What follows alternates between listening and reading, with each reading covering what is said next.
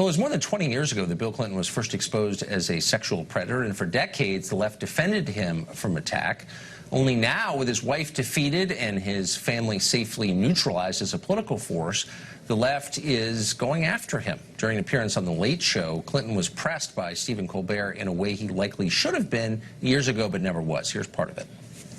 I apologize to my family, to Monica once again, her family, to the American people.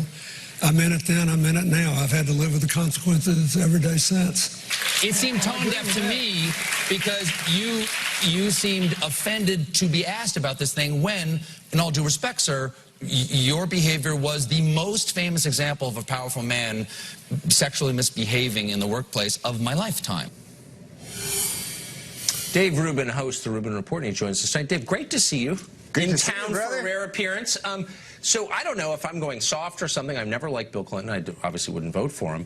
Why do I suddenly feel sorry for him? Because he's this sort of old guy who's been cast aside by a party because he's no longer useful. That's my instinct. I don't know. Wow, that's weird. If you just suddenly went soft on Bill Clinton, I'm not exactly sure what I'm doing here on this Tucker Carlson show. He's disposable, and so they're attacking him now. Well, look, the left eats their own. I mean, this is exactly what I've been talking about on my show for the last couple of years. This might be a case where the left is supposed to eat their own, but they eat their own even when they're not supposed to eat their own.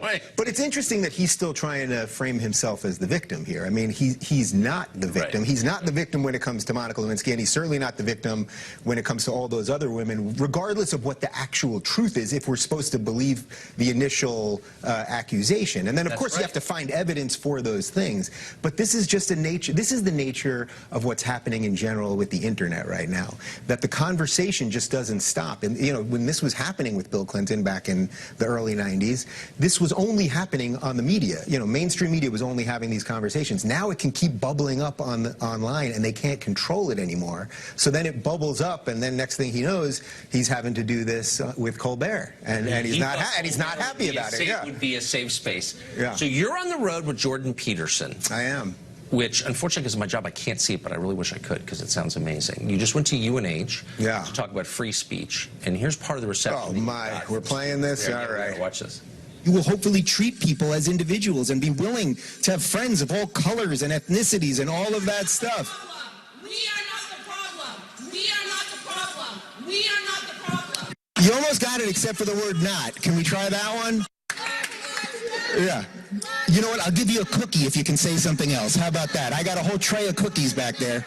Hate speech does incite violence. Hate speech does incite violence. Ladies, I'll gladly take a question from you. Have we established that already? Groupthink, man. It's alluring. It was almost worth it just to hear your responses, which were superb, by the way. Thank you. They make it easy. But what was the complaint exactly? Well, first off, I want to clarify that when you see all those empty seats behind me, that is because it was supposed to be 300 people at the event on campus at University of New Hampshire, but then because of threats, they couldn't secure campus. That's what we were told. So they moved it to a 7,500-seat hockey rink. So then I'm standing there in front of 300 people. But basically, look, 250 of those kids came there to listen, and it was with Turning Point USA, which is a conservative college organization. I go up there, I talk about being gay married, and I talk about being pro-choice and against the death penalty, and a whole bunch of stuff that conservatives shouldn't like, right, that we could debate all day long. Yes. And they're happy to have me there. It's the 50 others that come with noisemakers to scream at you and berate you and give endless sort of useless slogans. And then when I look at them, I made a point. I said, I'm looking you right in the eye right now. I said, do you have a question? Is there anything that I've said that offends you? Is there anything that you'd like to share with me? And then they either go silent or start screaming. But the most interesting part of this, and I didn't know this till about a week ago, one of the protesters there was a trans woman in the back who was yelling and telling me to go F myself and a bunch of other stuff. It turns out she's a gender studies professor at the university. So you literally have university professors from gender studies, if we want to consider that a real discipline or not. We literally have them showing up to silent speakers on college campuses, and that's actually okay these days. That's how crazy it is. Did you ever get to the I mean, they're obviously unhappy people, But did you get to the core complaint? Like, what There do is they no want core. you to do? There's nothing you want. They want you to bow forever. That's it. They want you to bow. They're not there to listen. They're not there. They want you to bow and listen to them. They're not there to have the exchange of free speech. I mean, I made it so clear. If your audience is welcome to watch the whole video, it's about 2 hours. It's on my YouTube channel. And it's like, we put that up. I didn't even want to put it up. We put it up only because I saw people selectively editing it and making it seem like I was shutting them down. And it's, come on. They want you to bow. They want you to bow. Don't bow. On the road with Jordan Peterson. Thank you, Dave. Great. Thanks, my friend. So here now with more Tucker Carlson, host of Tucker Carlson Tonight. Grew up in California. Yes, I did. A lot going on in California. It's what the do you leading think when you listen to indicator. that? They told him he was too brown to... Well, it's a race-obsessed party. I'm not surprised at all. I mean, ironically. No, that does not surprise me. The whole bet with the Democratic Party in California is that changing demographics win it for them.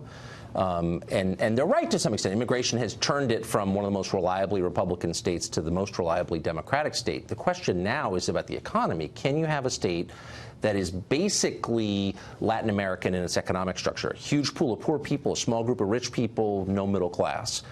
That's what California is trying. Its leaders are basically self-consciously pushing policies that result in that. Half of all Californians asked this week said they'd prefer to leave the state. A lot of them already have. What happens then when there's no sort of normal middle class, people making $95,000 left with kids? Like, that's actually where California is going. I don't know what happens. You know, it's striking to me. Jerry Brown has been around as long as you and I can remember. He was the governor when I was a kid, and I'm I pulled almost up 50. a picture of him with Linda Ronstadt, because when I was little, I thought, wow, that Jerry Brown's a really cool guy. He goes out with Linda Ronstadt. And I thought, Tucker will appreciate this. Tucker will appreciate seeing Jerry Brown and Linda Ronstadt. But, all the young people on our staffs, they look at pictures of Jerry Brown today, and they go, wow, who's the old guy who's the governor of California? Well, he is old. But he has made an indelible mark on the state over all these years. That Sure. and now, it's the first time in 20 years that there's an open governor's race in California. And his father before him, Pat Brown. That's Edmund right. Pat Brown. Yeah. The funny thing is, this is how much the state has changed, is that Jerry Brown, whom when I was a kid was derided as Governor Moonbeam, supposedly planted opium poppies along the I-5. President Trump just called him that recently. Well, because he likes that kind of throwback. Like me, he's an older gentleman. He remembers that. He is now considered by my friends and relatives in California a moderating force. Compared to what is always the question. And so if you live in a state where Jerry Brown is considered sort of sensible and restrained, it tells you a lot. Looks like Gavin Newsom, the former mayor of San Francisco, is going to get it. Also pretty interesting, the same, not just liberal, but the same species of sort of pro-tech liberal will be running the state. I don't see anybody, and I talk to people in California a lot, in state politics at a prominent level who's concerned about the death of the state's middle class. They act like it's just not a big deal. But, the Venezuelan economic model doesn't work. In the end, it collapses. Yeah, you need a middle class to sustain an economy, and they're losing theirs. A couple of things I want to ask you about. You're doing a series that I read about last night I thought was very interesting, that basically, sort of a diversity program in air traffic control in this country is potentially making us less safe every time we get on an airplane. It's terrifying. I'm interested in standards and their decline for a bunch of different reasons. Diversity is one of them, or the sort of ideology of diversity. But under the Obama administration, the FAA changed the standards for becoming an air traffic controller and instituted a screen, a biographical test that awarded points based on how little you knew. So, for example, if you were unemployed for the last 3 years, you got more points than if you had a job.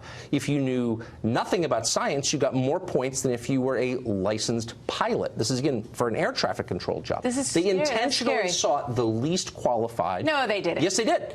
And we've proved it. We have the documents. Our reporter, Alex Pfeiffer, got them. And they don't deny it. I called over to FAA myself to say, can you explain this? How did this make us safer? Air traffic control is a big deal. It's a linchpin of our economy, for one thing. They couldn't answer that because they don't care. That's the point. They don't care whether it makes us I mean, it's really hard to imagine. I mean, there are a few other areas, but when you look at those maps that show you how many planes are flying across the country at any given moment, it's really hard to imagine a more important job in some ways for safety in this country than the people who are watching the air traffic control. To award points to someone for failing in science and being unemployed for 3 years is insane. No one can defend it. And by the way, it's not just happening there. It's happening in a lot of other critical parts of American life. But the maintenance of standards, this is an impressive country because we can trust our air traffic control. we take that for granted. We shouldn't, and so it's worth fighting back against. I mean, the only thing that should be the most important is who's the best, right? Who's the best person at doing that job? You know, who's going to keep us hiring safe a in that sociology job? professor where you might be like, who cares really? It's just some dumb professor. Air traffic control. Who's on tonight? Well, a number of people, including... When I'm done with my show and I can kick back and relax and go like, hey, Tucker's on. Hit the mini bar in my office. You're free to. That sounds Pamela good. Anderson is on our show, whom I don't know, but who's a much more interesting person than you might think and knows a lot of different people you wouldn't expect her to know, including Julian Assange, to whom she's very close. So anyway, I'm interviewing her in just a minute. Yeah, I'm interested to hear what she says.